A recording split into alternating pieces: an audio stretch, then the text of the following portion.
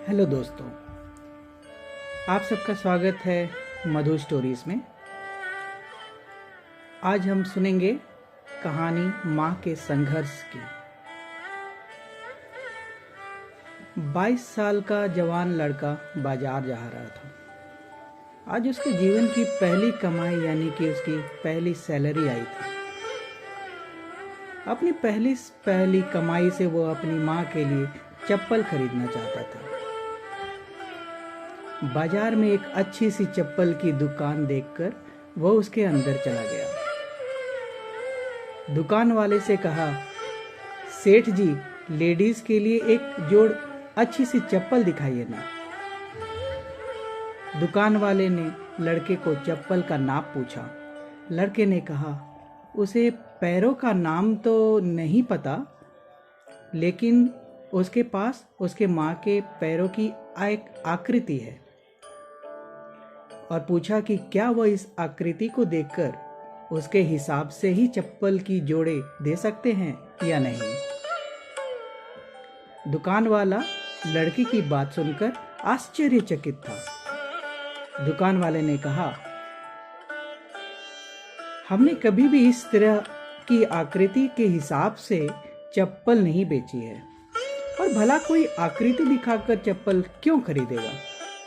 तुम खुद अपनी माँ को यहाँ लेकर उनके पैरों का नाप क्यों नहीं दे जाते। लड़के ने कहा, वह शहर में रहता है और उसकी माँ बहुत दूर गांव में है। उसकी माँ ने जीवन में कभी चप्पलें भी नहीं पहनी है, फिर भी उनसे बहुत मेहनत करके मुझे पढ़ाया लिखाया और इस काबिल बनाया कि मैं एक अच्छी नौकरी कर सकूं। मैं जब घर से नौकरी के लिए निकलता था तब मैं यह तय कर लिया था कि अपनी पहली तनख्वाह से सबसे पहले माँ के लिए चप्पल लूँगा।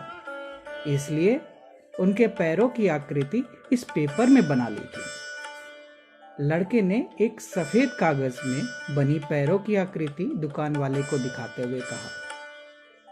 लड़के की बातें सुनकर दुकान वाले के आंखों में पानी आ गया।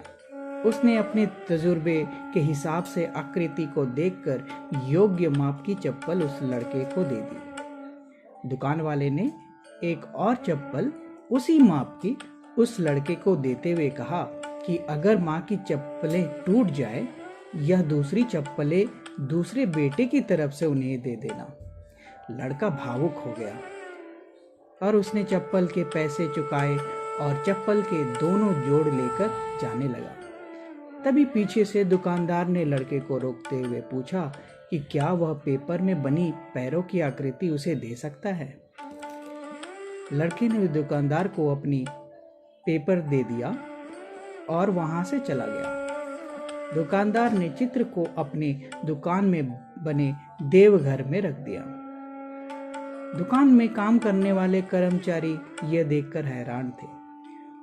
उन्होंने दुकानदार से पूछा, उन्होंने किसी महिला की पैरों की आकृति को भगवान के मंदिर में क्यों रखा है भला। दुकानदार ने कहा, यह किसी साधारण महिला के पैरों की आकृति नहीं, यह एक बहुत ही महान माँ के पैरों की आकृति है, जिसने इस लड़के का इतने अच्छे संस्कारों से पालन पोषण किया है।